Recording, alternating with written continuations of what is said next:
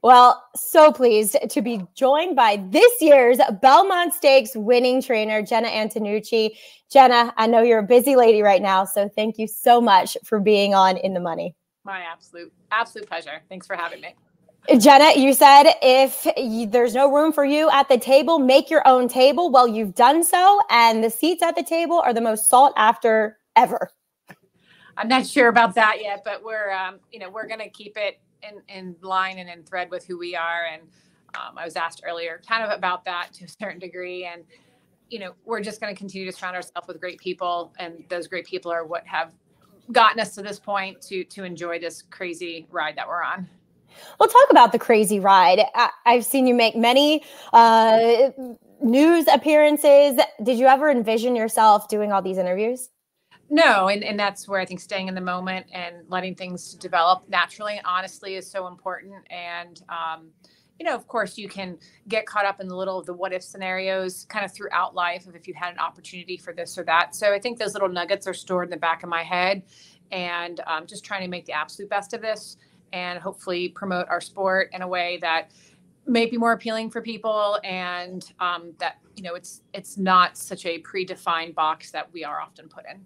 Yeah, exactly. And I love that because you can tell that you have those little kind of sound bites. You've had them stored. And I think it's so reflective of the person that you are, because you're an incredibly intelligent woman. You are very forward thinking. So be honest, when a horse like Arcangelo came into your barn, did you foresee this happening? No. And you've watched it firsthand. You're a phenomenal horsewoman yourself, and you've been around it. You grew up around it. You're married to it. We have all had those horses in the morning that look like they are the next coming of, and they show up in the afternoon, and it's like, where'd they go? Why? And it doesn't matter what you do at that point. That's who they are. And if they don't have that desire for it and that burn and that little X factor, we can't train that. And we'd be fools to say we can. And so, watching him develop and want it, and digging in for it and developing and liking it, and all of those little things. I think he likes to win. I think he figured that part out where he's like, "Ooh, that was kind of fun. That was kind of cool." And we talked all week and how he loves to have his picture taken. And so that he wants it in the winner's circle is just, we're the huge benefactors of that. Well, also talk a little bit about watching him develop. The first two starts, okay, maybe a learning process.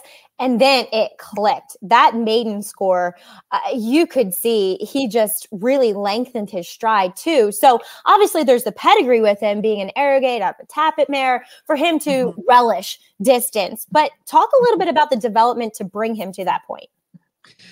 I've said a couple of times, I think the adversity in those early races may have been our best friend, and that he didn't have the perfect trip. And, maybe there were errors made in those races that got him into trouble. And I think everything happens for a reason. And it really helped us stay focused and stayed in the moment with him, to stay patient with him, because we had seen the brilliance. His breeze history wasn't a secret. The times were honest. And so we knew there was that kid in there. And I think it allowed him to have that adversity and to then understand not winning and then winning, as crazy as, and not to like over humanize it, but there is part of that that's the development of a horse that, that they need to have some adversity, because it, I think, helps them develop the character of what makes them successful. So, those couple of trips that were, very traffic marred, helped him. And they may have been an allowance race that we didn't visit because we had those extra seasonings under his belt. And then Javier, getting on him to come and give him that big trip. He got clear, a little traffic there, but not crazy amount. And then when he got clear coming home at Gulfstream to get the win, and he did, that last bit where he kind of got low and really opened his stride up and found that gear. It's like, there you go, buddy. Now you felt that.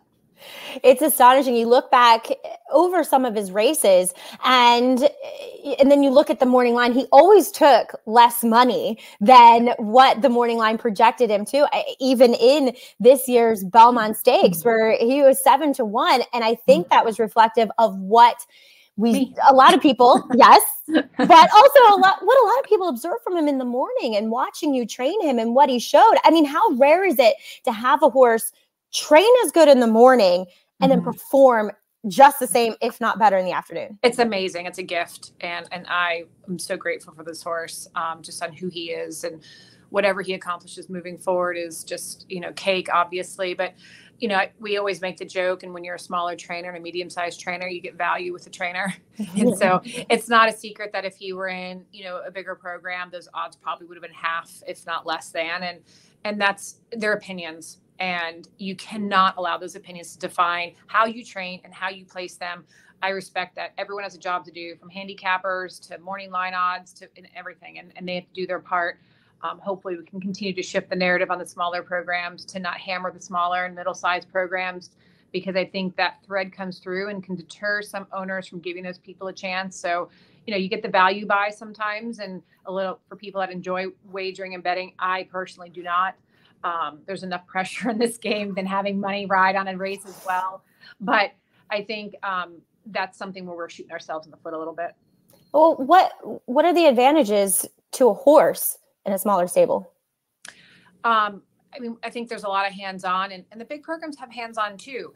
But I think a bigger horse, a medium horse, and a smaller and middle-sized stable is everything to that stable. And it's expected in the big programs, and it's, how amazing for them, and their business isn't going to suffer because the little kid got something done. And so I think it's understanding and growing that through the middle part of our industry, that, listen, it may be a great horse and a good horse in a big program, but it's going to be the big horse and the great horse and that middle person. And it not only can change lives, but I think the stewardship of that horse in those programs is going to be just as professional and just as successful. Jena, do you think that or would you want your stable to grow? Or obviously you're going to get a lot of attention after this. Yeah, we're going to be really careful. Yeah. Honestly, it's, we do what we do. And it, like I've said before, do what you do and do it exceptionally well. I'm not ever looked to have a stable of 150 horses. I enjoy the relationship with my horses. And so we're going to be careful through this process and be diligent and make good decisions. But our focus will continue to be great people. It's a blast to work with great people and people that get it and are excited about it. And that needs to continue to be who we are. I've had plenty of career stuff, not just in the horse business, of just dealing with people that aren't the same vibe and the same, I don't want to say they're bad people, but they're just not my people. And that's fine. There's people for everybody. And so that's going to continue to be our focus, is to surround ourselves with the people that are uplifting and that just appreciate what we do and who we are and what we bring to the table. Well, talk about some of those people. I know Fiona Goodwin has been with you for quite a long time. Yeah. And that's, the likes of Fiona and Robert and, our ownership group that we kind of have around us right now they're patient people. They appreciate what we do, the kind of conversations we have. And, it's just been a little bit more of less stress in a weird way, because you're not trying to fill someone's narrative and you can just be in your space. And so getting older in life, I know I'm not 100 by any means, I'm 47, but you go through those relationships with people that don't serve you to your best. And so being authentic to who I am and wanting to have those kind of good vibes and those good people around me is just a huge focus. Talk too about the fact that you not only just train, it's not like you just got into training, but you started your career in 2012, 11? I took out officially my trainer's license then. So, I found that whole part foreign way back then, because being in the show horse world, it wasn't a thing. So when I learned that I had to actually have a license to go and race, I was like, okay, why not? And tootled myself down to Tampa to, go take the test. And they looked at me like I had three heads, because I didn't come from the traditional road of who did you work for? Who were you the assistant for? Who did you do this? And I passed my test because I can read and write and understand how to take care of a horse. And so that part was fine. And walking out the steward's office, and I'm sure there was an element of sarcasm, but, towering over me, person of authority, puts his arms around me and he's like, don't effing embarrass us, kind of thing. And it was like, all right, cool. Thanks for that. Words of encouragement. But that's just some of what, you cut your teeth on in this. And, I'm not an immensely sensitive person. People are going to talk. You can't control them. And they do them. Let me do me. And I respect where he was coming from in that moment of like, we have no reason not to pass you. You're clearly competent enough to do this, but I was a no name. And so that was just how everything's just kind of evolved and carried on. Jena, what does it take? You mentioned not being sensitive. What does it take to be a woman in this sport? You almost have to be tough, thick-skinned. Yeah, I mean, it's tuning it out and having that table, you know, and that's where that quote kind of comes from, is and putting yourself around those people that believe in you, believe in themselves, and that are going to pick you up on those days. And I'm not perfect at it. You know, I put a lot of very conscious effort towards it, and there's always going to be trolls, and there's always going to be people that you're not going to make happy. And that's, you know, that's okay. You know, don't be the people pleaser and lose yourself in that process. And so just staying focused on when there's a harder day to check yourself a little bit, reground yourself, focus back in on it, get back into that horse that you're focusing in on. And it's okay that people have opinions, and we need people to have opinions because it means they're engaging with us. And so I'm not going to be everybody's cup of tea, and that's completely fine. Jena, just last week, I called you directly, said, Jena, I pitched this idea to Fox for us to have a sit-down interview about Arcangelo. And now I can't even get an appointment with you. No, I'm kidding. Thank you for doing it. And you did an amazing job with it. And Fox did an amazing job with it. And it's like, you know, it's crazy. Well, no, but what I wanted to ask is, what has been the coolest interview you've gotten to do? What's been the coolest experience since winning the Belmont? There's been a couple little things that have resonated with me just on a human level. I didn't do my career with the idea of, you know, what it's going to do for other people. And so, but I am a big proponent of whatever industry you're in to kick back to your industry. I don't care what it is, but so that's part of my advocacy for aftercare and, you know, putting your time back in because it can't be one way. So for me, some of the messages that I've received from fellow horsemen, your husband included, very touching. Tom's not always the warmest fella on there, and he has a square shoulder at times. And that's he's English. He's English. It's just who he is. That's fine. And so knowing that his thoughts were genuine, and he didn't have to take his time to do it, and he did, and other horsemen, you know, just trying to treat people right through my career, and just feeling and receiving all that in return has been very appreciative and kind. And there's been a couple of random people that have recognized me. And, you know, this morning, I've told the story a little while ago, we ran into, I needed a tea from Starbucks, and Krispy Kreme had that annoying hot now sign on. So of course we had to go get a fresh Krispy Kreme. But as we were leaving Starbucks, my best friend Angie was getting her coffee modified, and the girls at Starbucks were super nice to, oh, what do you need? How can we fix it? And just, they were having, oh, what are you doing here? And Angie was just having a super casual conversation. It wasn't any, oh, you know, we're up because, you know, and, you know, Jena did, you know, a thing, and, you know, just making light of it. And two ladies from, I think they were from Sweden. Was it Switzerland?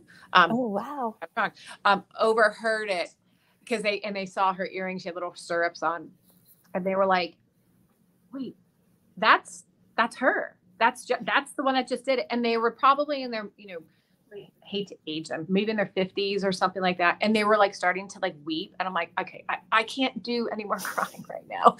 But just to see that it means something more than just a girl training horses, like the level of what it means for people and for women is that I could have never imagined. And so that's been the part where it's like, whoa. Okay. And so I have to, you know, I'm finding a place within me to be able to manage that and to receive that. And the gratitude I have for that is, I'm struggling still with that part. So those two parts would probably be my top two right now. Just the messages that I've been able to share with you on Twitter, for instance, there's been some older women that have said, look, she made my childhood dream a reality, and I'm getting to, you know, live it through her. But also there's the younger generation that might just be starting out. And so you have paved the way in a sense for them. I know you don't like to feel that pressure, but how does it's that just feel? A worthiness level. Like it's like, I'm not worthy to have that right. for them, but it's just finding a balance with that. And again, just trying to steward. I'm going to make mistakes. I'm not infallible. And so just trying to pave and make as many good decisions as we can with horses and humans in my life, and just try and steward this opportunity and these horses the best possible, authentic way that we're able to. And that's how we'll continue to lead this team. Jena, I don't want to keep you too much longer, but I want to relive the moment with you a little bit, because girl, you can root a horse home. I do it myself. I'm not going to lie. But take us back to watching Javi. I just got a chance to kind of rewatch the race a couple times. And there was a point going, around the clubhouse turn and down the backside where Arcangelo got a little strong with him. Yeah. What was your initial thought? We didn't expect Il Miracolo to stutter step and not have the position they should have had. And Javier was, I think, almost a little annoyed about that, to be honest, where he was like, get out of the way. Come on now. Like, don't muck it up here. We're all trying to execute a plan. And I'm saying that lighthearted. And so I think just him being down inside more than we thought would pan out, which was probably a little bit of a good thing too, where it threw him up in the bridle, where I think Arcangelo was like, we mean business right now. And so thankfully those fractions weren't too ridiculous going through that turn. And obviously the turns being so sweeping and wide, it wasn't a huge deal. And then once he got out of that first turn and was able to get him to kind of tip out a tick and get him to, I was like, as soon as I said, and I'm sure it's earlier on the tape somewhere, he's able to put his hands down. Exactly. Saw that cadence develop and that rhythm develop. And everything just kind of sorted out at that point. We knew likely with that slower pace, we were going to be much more in touch with it. He just has that natural cruising speed that we've talked about. And then as that turn developed, we had no plans of going up the rail. We fully expected we'd have to fan out and just go. We wanted to get a jump on him. 5/8 pull, we were anticipating he'd have him in the bridle and, sitting on go.